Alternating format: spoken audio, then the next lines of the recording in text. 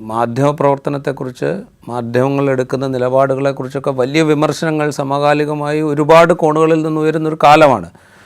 ഇത് നടക്കുന്നത് മാധ്യമപ്രവർത്തനമാണോ, അതോ നമ്മൾ മുൻകാലത്തൊക്കെ കണ്ടുകൊണ്ടിരുന്ന സീരിയലുകളുടെയൊക്കെ തുടർച്ചയാണോ ഇപ്പോൾ മാധ്യമപ്രവർത്തനം എന്നുള്ള പേരിൽ അവതരിപ്പിക്കപ്പെടുന്നത്? അങ്ങനെ പലതരത്തിലുള്ള വിമർശനങ്ങൾ ഉയർന്ന് കേൾക്കുന്നുണ്ട്.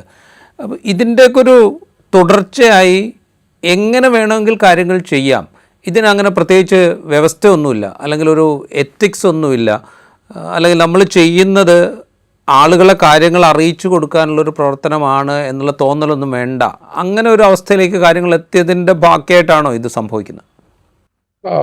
രാജു, എനിക്കിത് തോന്നുന്നത് രണ്ട് കാര്യങ്ങളാണ്. ഞാനിത് ആദ്യമായിട്ട് പറയുന്നതല്ല, ഞാനിത് പറയുന്നത് ആരെങ്കിലും കേട്ടിട്ടുണ്ടെങ്കിൽ അത് ആവർത്തനമായിട്ട് അവർക്ക് തോന്നുന്നെങ്കിൽ ക്ഷമിക്കണം. രണ്ട് കാര്യങ്ങൾ സംഭവിച്ചിട്ടുണ്ട്.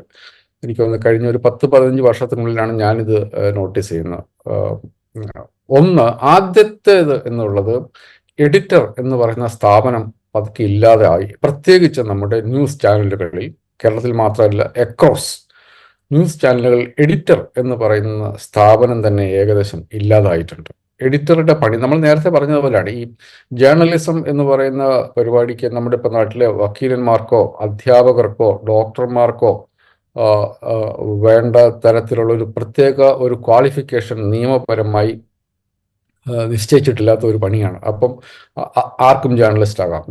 ജേർണലിസ്റ്റുകൾ വർക്കിംഗ് ജേർണലിസ്റ്റ് ആക്ട് ഉണ്ട് എന്നുള്ളതല്ലാതെ നമ്മളെല്ലാ പൗരന്മാർക്കും അവകാശപ്പെട്ട ഭരണഘടന നൽകുന്ന സ്വാതന്ത്ര്യത്തിൻ്റെ അറ്റം ചേർന്ന് നടക്കുന്ന വളരെ കൃത്യമായ നിയമപരിധികൾ കൊണ്ട് നിയന്ത്രിക്കാത്ത ഒരു പ്രൊഫഷനാണ് ജേർണലിസം. അപ്പോൾ പിന്നെ എങ്ങനെയാണ് അതിൻ്റെ അകത്തു നിന്നൊരു പ്രൊഫഷൻ ഉണ്ടായി വരിക? ആ പ്രൊഫഷൻ ഉണ്ടായി വരിക എന്നുള്ളത് വാർത്തകളുടെ കോണ്ടെക്സ്റ്റിനെ കുറിച്ചുള്ള അറിവുള്ള ആളുകളുടെ ഒരു സംഘമായി മാറുമ്പോഴാണ് അതൊരു പ്രൊഫഷനായി മാറുന്നത്. അവിടെയാണ് ഒരു എഡിറ്റർ എന്ന് പറയുന്ന സ്ഥാപനം വരിക. ഇതിനൊരു ചെക്ക് ആൻഡ് ബാലൻസ് ഉണ്ടാവുക, വാർത്തകളെ പരിശോധിക്കുക, വാർത്ത പോകേണ്ടതാണോ പോകേണ്ടതല്ലാത്തതാണോ, പോകുകയാണ് എങ്കിൽ എന്തൊക്കെ ചേർന്നാണ് ആ വാർത്തകൾ പോകേണ്ടത്, അതിനുണ്ടാക്കുന്ന ഇമ്പാക്റ്റ് എന്താണ് എന്നുള്ളതിനെക്കുറിച്ച് അസസ് ചെയ്യാൻ പറ്റുന്ന ഈ എഡിറ്റർ എന്ന് പറയുന്ന സ്ഥാപനം. എഡിറ്റർ എന്ന് പറയുമ്പം ഈ ഒരു എഡിറ്റർ എന്ന് പറഞ്ഞാൽ ഡെസ്കിലിരിക്കുന്ന ഒരാൾ മാത്രമല്ല, റിപ്പോർട്ടറിൻ്റെ ഉള്ളിലും ഒരു എഡിറ്ററുണ്ട്. ഇതിൻ്റെ അകത്ത് എന്താണ്, ഒരു സ്ഥലത്ത് ചെന്ന് നിൽക്കുമ്പോൾ ഏതാണ് വാർത്ത എന്നറിയാൻ പറ്റുന്ന, ഇത് പറയുകയിൽ മാത്രമല്ല ഇതിന് എന്തൊക്കെ വേണം ഈ വാർത്തയ്ക്കകത്തുള്ളിൽ എന്ന് ചിന്തിക്കാൻ പറ്റുന്ന ഒരു എഡിറ്റർ റിപ്പോർട്ടറുടെ ഉള്ളിലുമുണ്ട്. അത് കഴിഞ്ഞാണ് റിപ്പോർട്ടർ അയക്കുന്ന വാർത്ത എഡിറ്ററിന് മുമ്പിൽ എത്തുന്നത്. അത് കഴിഞ്ഞിട്ടാണ് അത് ജനങ്ങളിലേക്ക് എത്തുന്നത്. ഈ എഡിറ്റർ എന്ന സ്ഥാപനം ഇല്ലാതായതോടുകൂടി ആദ്യം ഇതില്ലാതായത് റിപ്പോർട്ടറുടെ മനസ്സിലാണ്. റിപ്പോർട്ടർക്ക് പിന്നെ അയാളുടെ പുറത്ത് കൺട്രോളുകളെ ഇല്ലാതെ ഒരവസ്ഥ വന്നിട്ടുണ്ട്. അയാൾക്ക് എന്താണ് വാർത്ത അല്ലാത്തത് എന്ന് യാതൊരു തരത്തിലുള്ള പരിശോധനയും ആവശ്യമില്ലാത്ത ഒരവസ്ഥ അയാൾക്ക് തോന്നുന്നത്, നമ്മുടെ നാട്ടിൻ ഭാഷ പറഞ്ഞ് വായി വരുന്നത് വിളിച്ചു പറയാൻ പറ്റുന്ന ഒരവസ്ഥയിലേക്ക് പലപ്പോഴും ടെലിവിഷൻ റിപ്പോർട്ടിംഗ് മാറിയിട്ടുണ്ട്. അത് അയാൾ അവിടെ നിന്ന് വിളിച്ചു പറയും, അത് യാതൊരു തരത്തിലുള്ള ചെക്കുമില്ലാതെ അത് പ്രോസസ്സിങ് എല്ലാ മാധ്യമങ്ങൾക്കും ആ പ്രോസസ്സ്, സാമൂഹ്യ മാധ്യമങ്ങൾ ഒഴികെ ബാക്കിയെല്ലാം വിഷ്വൽ മീഡിയകൾക്ക് മുഴുവൻ ആ പ്രോസസ്സ് ഉണ്ട്. റിപ്പോർട്ടർ ഒരു കാര്യം പറഞ്ഞാൽ അത് അവിടുന്ന് പിന്നെ ഡെസ്കിൽ കൂടി പോയിട്ടാണ് അത് മനുഷ്യരിലേക്ക് എത്തുക, പുറത്തുള്ള പ്രേക്ഷകരിലേക്ക് എത്തുക. അപ്പം അവിടെ ഡെസ്കിലും അതില്ലാതെയായി മാറി. അപ്പം എഡിറ്റർ ഇല്ലാതെയായി മാറി, സംശോധകൻ ഇല്ലാതെയായി മാറിയ ഒരവസ്ഥ വളരെ പ്രധാനപ്പെട്ടതാണ്. കാരണം ഒരു തരത്തിലുള്ള ചോദ്യങ്ങളും റിപ്പോർട്ടറോട് ആരും ചോദിക്കാത്ത ഒരവസ്ഥ നമ്മുടെ നാട്ടിലുണ്ട്. അപ്പോൾ അത് ഏറ്റവും പ്രധാനപ്പെട്ട സംഭവം എന്നുള്ളത് എഡിറ്റർ എന്ന് പറയുന്ന സ്ഥാപനത്തിൻ്റെ ഇല്ലാതാകൽ. രണ്ടാമത്തെ പ്രശ്നം, അതിപ്പോൾ നമ്മൾ ഏറ്റവും കൂടുതലായിട്ട് ഞാനിപ്പോൾ കാണുന്നത് അടുത്തായിട്ടാണ് കാണുന്നത്, അത് വാർത്തകളല്ലാതെ മാറുകയും കെട്ടുകാഴ്ചകൾ വാർത്തകളാവുകയും ചെയ്യുന്നൊരവസ്ഥ. ഒരു സംഭവം നടന്നു കഴിഞ്ഞിട്ടുണ്ടെങ്കിൽ ആ സംഭവത്തിൽ നമ്മൾ ക്ലാസിക്കലായിട്ടുള്ള ജേർണലിസ്റ്റുകൾ പിന്തുടർന്ന് വരുന്ന അടിസ്ഥാനപരമായ ചില വിവരശേഖരണമുണ്ട്. ആ വിവരശേഖരണം 2ാം സ്ഥാനത്തേക്കോ 3ാം സ്ഥാനത്തേക്കോ ചിലപ്പോൾ അത് മുഴുവനായിട്ട് അപ്രത്യക്ഷമാകുകയും ഈ സംഭവത്തിൻ്റെ വിശദീകരണം വളരെ വലുതാകുകയും ചെയ്യും. ഇപ്പം നമ്മൾ അത് ഏറ്റവും നല്ല ഉദാഹരണമായിരുന്നു നമ്മളുടെ ശിരൂർ അവിടെ പുഴയിൽ കാണാതായി പോയ അർജുൻ എന്ന ഡ്രൈവറെ കുറിച്ചുള്ള വാർത്തകൾ. ഒരു മലയാളി കേരളത്തിൻ്റെ പുറത്ത് നിന്ന നിമിഷത്തിൽ അപ്രത്യക്ഷമാകുന്നു. അയാൾ ഓടിച്ചിരുന്ന വാഹനം കൂടി നിന്ന നിമിഷത്തിൽ അപ്രത്യക്ഷമാകും. അത് പിന്നെ അയാളുടെ ബോഡിയോ മറ്റോ അയാളില്ല, അയാളുടെ ബോഡി പോലുമില്ല, അയാൾ ലോറി പോലുമില്ല. അപ്പം അതിൻ്റെ അകത്ത് എന്ത് സംഭവിച്ചു എന്നറിയാനുള്ള എല്ലാ മനുഷ്യരുടെയും ആകാംക്ഷയുണ്ട്. അതിൻ്റെ അകത്ത് പിന്നീടുള്ള വാർത്ത എന്നുള്ളത് തെരച്ചിലുമായി ബന്ധപ്പെട്ട വളരെ ചെറിയ വാർത്തകളും പിന്നെ അവസാനത്തെ ഒരു ഫൈൻഡിങ്ങും.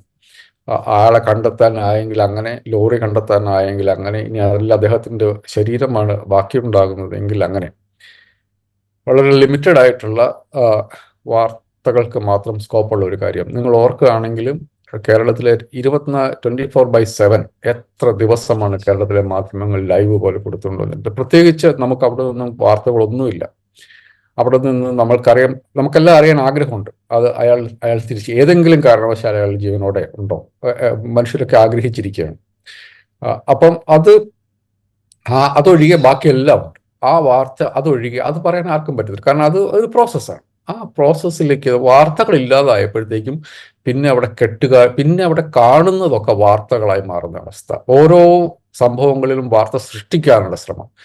ഇങ്ങനെ മനുഷ്യരെ ഒരുവിധം കെട്ടുകാഴ്ചയിലേക്ക് കൊണ്ടുപോയി മനുഷ്യരെ അട്രാക്ട് ചെയ്ത് നിർത്താനുള്ള ഒരു അതിവിചിത്രമായ ഒരു സംഭവം. ഇതാണ് നമ്മൾ കണ്ടുകൊണ്ടിരിക്കുന്നത്. ഈ വാർത്തകൾ മായുകയും കെട്ടുകാഴ്ചകളായിട്ട് മാറുകയും ചെയ്യുന്നു എന്നുള്ള അങ്ങേയറ്റം അതിവിചിത്രമായിട്ടുള്ള ഒരവസ്ഥയിലേക്ക് നമ്മൾ മാറിയിരിക്കുന്നു എന്നുള്ളതാണ്. ഈ രണ്ട് എഡിറ്ററുടെ അപ്രത്യക്ഷമാകലും വാർത്ത കെട്ടുകാഴ്ചയാകലും, ഇങ്ങനെ രണ്ട് കാര്യങ്ങൾ ഞാൻ ഇതിൻ്റെ അകത്ത് കാണുന്നുണ്ട്. അതിൻ്റെ തന്നെ ഒരു എക്സ്റ്റൻഷനാണ് ഇപ്പം നമ്മൾ ഈ യുവജനോത്സവം റിപ്പോർട്ട് ചെയ്യുമ്പോഴും കാണുന്നത്. യുവജനോത്സവത്തിലെ റിപ്പോർട്ടിംഗ് എന്ന് പറഞ്ഞാൽ യുവജനോത്സവത്തിലെ റിപ്പോർട്ടിംഗ്. കുട്ടികൾ അവരുടെ, എനിക്കൊന്ന് ഏഷ്യയിലെ ഏറ്റവും വലിയ എന്തുമാത്രം മനുഷ്യർ, ആയിരക്കണക്കിന് കുട്ടികൾ വരുന്നു. അവിടെ റിപ്പോർട്ട് ചെയ്യാൻ ആവശ്യത്തിന് കാര്യങ്ങളുണ്ട്. പക്ഷെ നമ്മൾ അവിടെ അവിടുത്തെ മത്സരമോ അതല്ലെങ്കിൽ മത്സരിക്കുന്ന മത്സരാർത്ഥികളോ അവരുടെ കലാരൂപങ്ങളോ അല്ല പലപ്പോഴും റിപ്പോർട്ടായിട്ട് നമ്മൾ കാണുന്നത്. നമ്മൾ റിപ്പോർട്ടർമാർ ഇറങ്ങി നടന്ന് വർത്തമാനം പറയുന്നു, അവരാടുന്നു, പാടുന്നു, അവർ വർത്തമാനം പറയുന്നു, അത് വാർത്തയായി മാറും.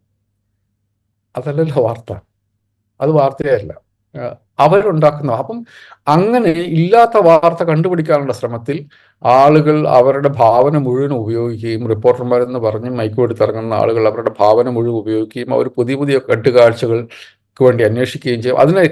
അതിന് എൻഡില്ല. വാർത്തയ്ക്ക് എൻഡുണ്ട്.